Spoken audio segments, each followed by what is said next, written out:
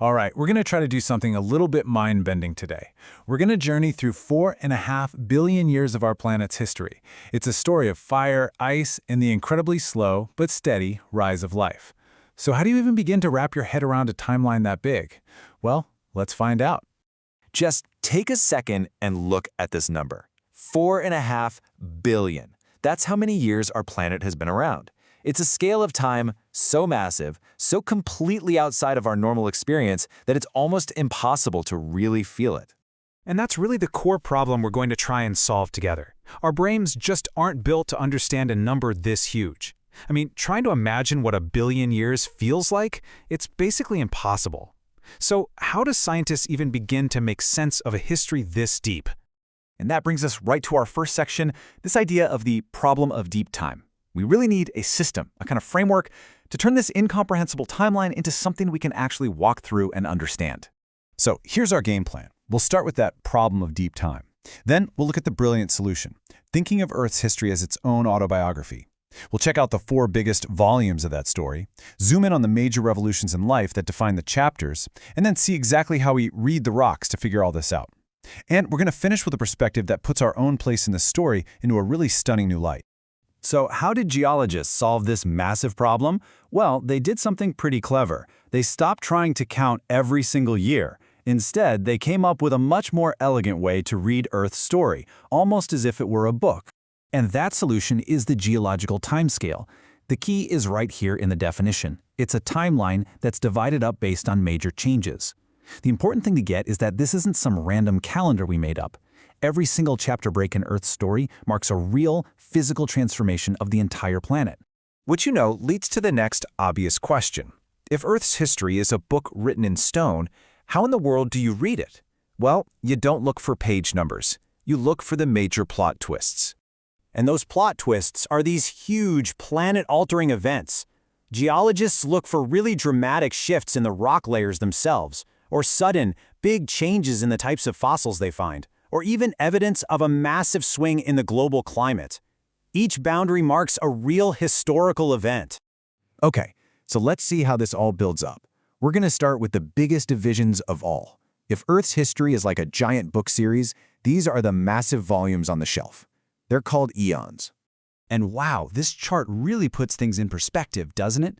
Just look at this. The first 3 eons, all lumped together as the Precambrian, make up almost 90% of Earth's entire history. That means pretty much everything we think of when we think of ancient life, dinosaurs, mammals, even the first flowers, is all crammed into that tiny 10% slice at the end, the Phanerozoic.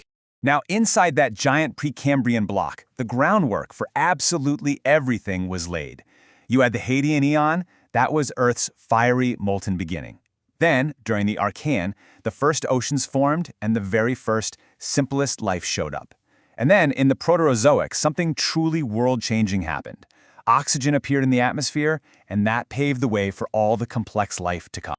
And that finally brings us to our current eon, the Phanerozoic. The name literally means visible life, and for a very good reason.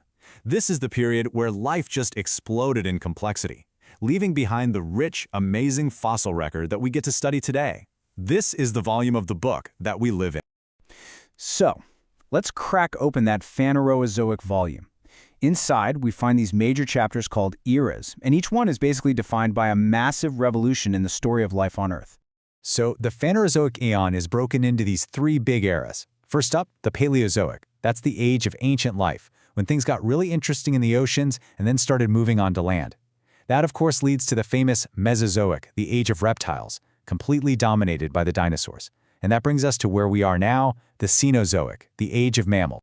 And again, the boundaries between these chapters are incredibly dramatic. The Paleozoic era didn't just kind of fade out. It ended with the Great Dying, the single largest mass extinction event in Earth's history.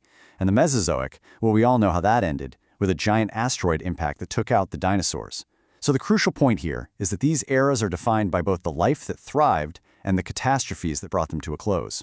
And just so you know, the rabbit hole goes even deeper. Inside each of these eras, you have periods. You've heard of these, like the Jurassic or the Triassic, and these mark even more specific shifts in the dominant life forms and what the global climate was doing. But for today, we're sticking with the big picture.